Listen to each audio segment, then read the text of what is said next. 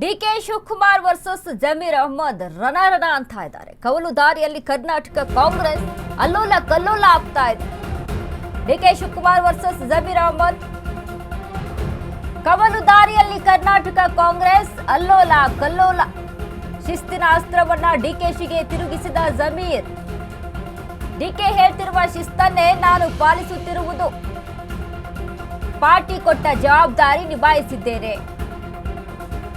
ಕೇರಳ ಪ್ರಚಾರದ ಜವಾಬ್ದಾರಿ ನನಗೆ ಕೊಟ್ಟಿದ್ರು, ಅದನ್ನ ನಿಭಾಯಿಸಿದ್ದೇನೆ. 8 ಜಿಲ್ಲೆಗಳಲ್ಲಿ ಪ್ರಚಾರಕ್ಕೆ ತಿಳಿಸಿದ್ರು, ನಾನು ಅದನ್ನ ಮಾಡಿದ್ದೇನೆ. ಶಿಸ್ತು ಪಾಲಿಸಿದ್ದೇನೆ.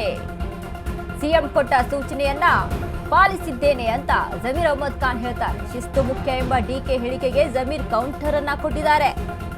ಜಮೀರ್ ಅಹ್ಮದ್ ಖಾನ್ ಪಾರ್ಟಿ ಶಿಸ್ತಿನ ಪಂಚ್ ಅನ್ನ ಕೊಟ್ರು.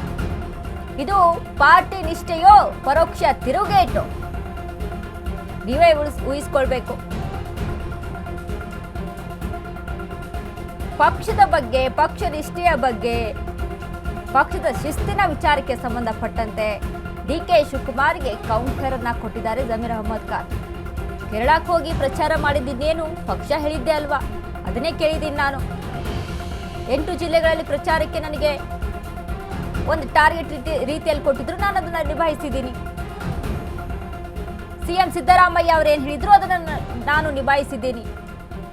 ಇದು ಪಕ್ಷಕ್ಕೆ, ಪಕ್ಷದ ಏನು ನಿಯಮ ನಿಷ್ಠೆಗಳಿದಾವೋ ಅದನ್ನ ನಾನು ಫಾಲೋ ಮಾಡಿದ್ದೀನಿ. ಅವ್ರು ಹೇಳಿದಾಗೆ ಕೇಳಿದ್ದೀನಿ ಅಲ್ವಾ, ಇದನ್ನ ಶಿಸ್ತು ಅನ್ನೋದೇ ಇನ್ನೇನಂತಾರೆ ಅಂತ. ಡಿ ಕೆ ಶಿವಕುಮಾರ್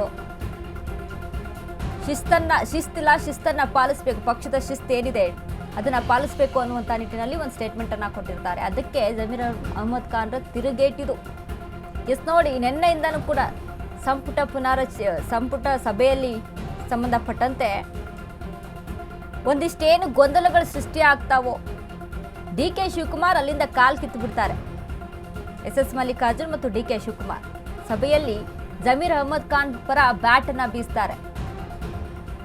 ಒಂದ್ ರೀತಿಯಲ್ಲಿ ದಾವಣಗೆರೆ ದಂಗಲ್ ಯಾವಾಗಿಂದ ಶುರುವಾಗಿದೋ ಅಲ್ಲಿ ಇಬ್ಬರ ಏನು ಜಬ್ಬಾರ್ ಮತ್ತು ನಜೀರ್ ಅವರ ರಾಜೀನಾಮೆ ಆಗುತ್ತೋ ಅದಾದ್ಮೇಲೂ ಜಮೀರ್ ಅಹ್ಮದ್ ಖಾನ್ ಮೇಲೆ ಏನು ಒಂದಿಷ್ಟು ಆರೋಪಗಳು ಕೇಳಿ ಬರ್ತಾವೋ, ಇವೆಲ್ಲ ಶುರುವಾದಾಗಿನಿಂದಲೂ ಡಿ ಕೆ ಶಿವಕುಮಾರ್ ವರ್ಸಸ್ ಜಮೀರ್ ಅಹ್ಮದ್ ಖಾನ್ ಸ್ಟಾರ್ಟೇ ಇದೆ, ಅಲ್ಲಿ ನಡ್ಕೊಂಡು ಬಂದಿದೆ.